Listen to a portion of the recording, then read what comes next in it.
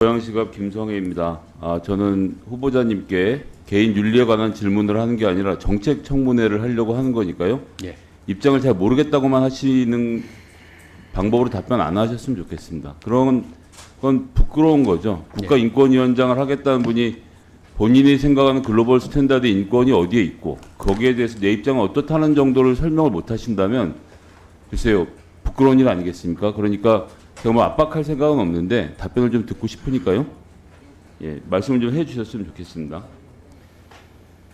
자, 어쨌거나 윤석열 정부 출범 이후에 대한민국의 민주주의, 외교, 안보, 경제, 사회 전반의 퇴행을 바라보고 있는 국민들이 진짜 이게 나라냐는 소리가 좀 절로 나오고 있습니다. 정부기관 설립 목적에 전혀 부합하지 않은 인물들이 계속적으로 청문회에 등장하고 있고 오늘 나오신 후보자님도 죄송한데 제 입장에서 봤을 때는 국가인권위원회 기본 뿌리를 흔드시려는 것이 아닌가라는 의심이 좀 되고 있어서요.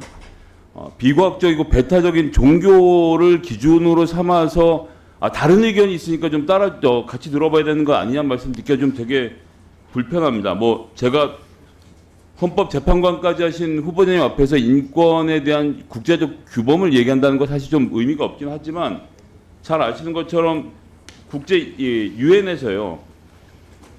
2차 세계대전 이후 보편적인 인권에 대해서 합의를 하고 인권선언문 만들었는데 세계인권선언 하고 나서 이게 각 나라별로 잘 전포가 안 되니까 각 나라별로 이걸 좀 책임져줄 국가인권기구를 만들자라는데 전 세계적으로 합의를 하고 우리나라도 그게 들어선 거라 뭐 권고니까 우리가 논의하면 된다라고 하지만 유엔에서 웬만큼 전 세계적으로 합의가 된 내용에 대해서만 지금 권고를 하고 있는데 그런 내용들을 지키고 집행하려고 하는 것이 국가인권위원회다라는 생각에 동의하십니까? 예, 제가 알기로는 물론 권고와 우리 국내법적 효력을 갖는 것과는 전혀 차이가 있다고 생각을 합니다. 오전에도 말씀을 드렸지만은 말씀해주신 내용을 또 반복하실 필요는 없을 것 같고 좀 짧게 해주시면.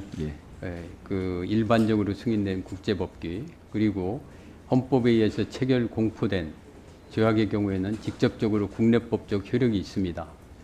다만 권고 사항에 대해서는 권고의 의미를 갖고 각국에서 존중하는 의미를 갖고 있는 것을 생각합니다.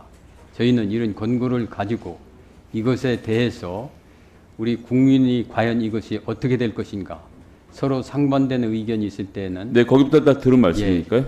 그 정도 하겠습니다. 그거를 잘 고려해서 우리가 국내법적 효력을 갖는 조치를 해야 된다고 생각합니다. 그런 점에서는 안창호 후보자님이 극렬한 근본주의적 종교를 바탕으로 성소수자를 혐오하고 유엔이 촉구하는 차별금지법을 왜곡 선동에 앞장선 사람이다 라고 제가 말하는 게 아니라 보도가 이어지고 있는데 대한민국의 중앙 일간지들 뭐 잘 아시는 것처럼 차별금지법 도입되면 에이즈 항문암 확산 이런 인권위원장 내정자 뭐 경향신문의 보도도 있고요.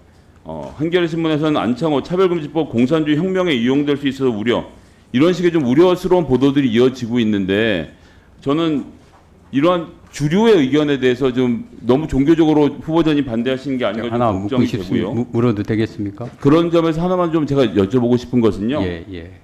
강연에서 진화론 하나의 가설에 불과하기 때문에 배울 필요가 없다라고 하면서 교육과정에서 진화론 가르칠 거면 창조론도 가르쳐야 된다. 제가 뭐 밖에서 이런 주장하시는 건 뭐 100번 양보해서 그런 줄 알겠는데 이번에 서면 질의에도 그렇게 답변하셨더라고요. 그러니까 창조론을 같이 가르쳐야 된다라고 생각하시는 거죠. 거기서 말하는 창조론은 무엇인가요? 제 개인적인 말씀을 드리면은 아니요. 창조론이 무엇인지에 대해서만 설명을 해주시면 제가 다음 질을 좀 이어갈까 합니다. 하나님께서 천지를 창조하셨다 그 말씀입니다.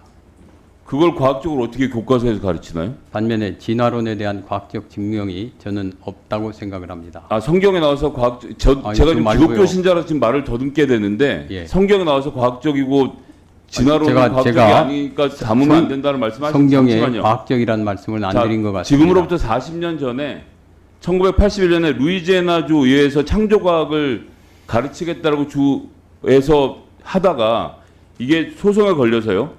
연방 대법원에서 진화론을 가르치는 교실마다 창조론을 가르치는 것은 특정 종교 사상을 퍼뜨리는 일이기 때문에 안 된다라고 이미 위헌 판정을 40년 전에 했는데 지금 40년이 지난 지금 창조론을 가르쳐야 된다는 말씀을 인권위원장이 하고 계신 게 우리나라 인권위원회 특히 윤석열 대통령의 수준이라는 점에서 너무나도 안타깝고요. 이런 겁니다. 회사 대표가 있는데 자, 제가 재정 책임자를 새로 모시고 왔습니다. 재정에 밝고 회계법에 능통해 있고 또 아주 가정적이고 훌륭하신 분입니다. 라고 해서 저희가 검증을 해보니 도박을 좋아하시는 거예요. 그래서 이러면 안 되지 않겠냐 했더니 나오신 분이 도박은 내가 회사에서 하지 않겠다.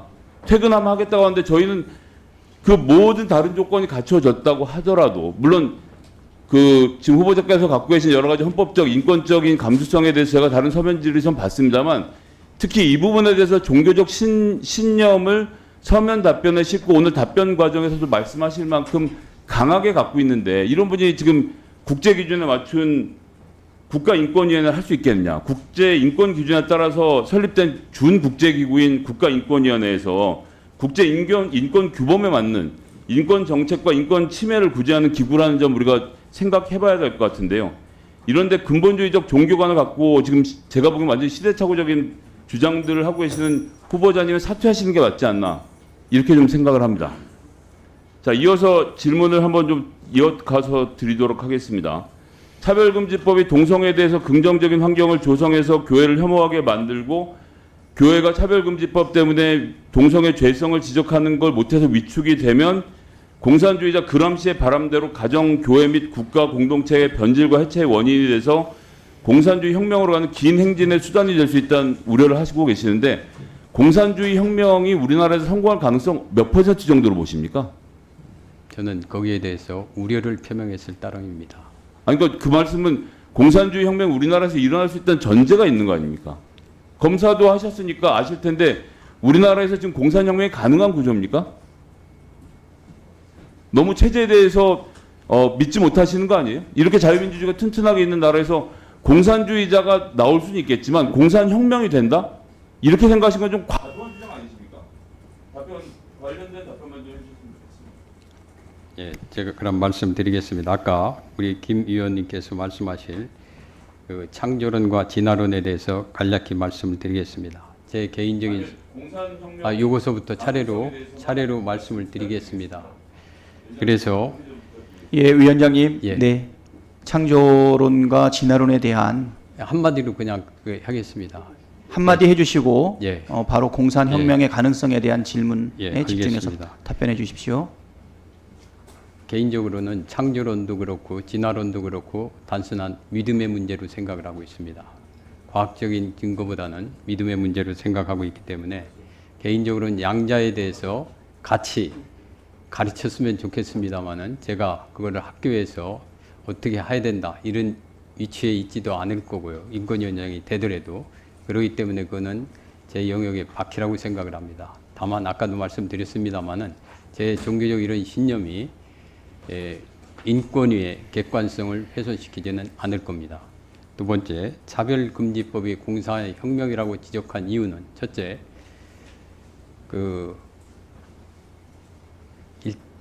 그런 이걸 우리 보자 하는 분들이 얘기를 하지 말아서 그런데 공산주의자들 중에 소위 말하는 네오 막시스트들 중에는 바로 이런 얘기를 하는 사람이 있습니다.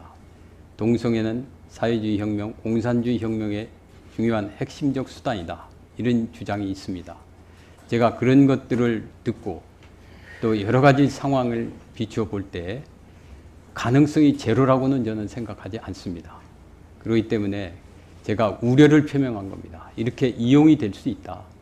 그 부분에 드리는 말씀인데 대한민국이 어떤 나라인데 그런 몇몇 사람들의 공산주의 시도로 혁명이 이루어지겠냐라고 여쭤보는 겁니다. 왜 이렇게 국가에 대한 믿음이 약하십니까? 자유민주주의에 대한 기본적인 믿음이 없으시니까 지금 이 나라에서 공산혁명이 가능하다고 말씀하시는 게 저는 어떻게 그런 국가관과 국가위원장의 인권위원장이 도전하시는 거지 답답해서 말씀드리는 겁니다. 몇 가지만 하겠습니다.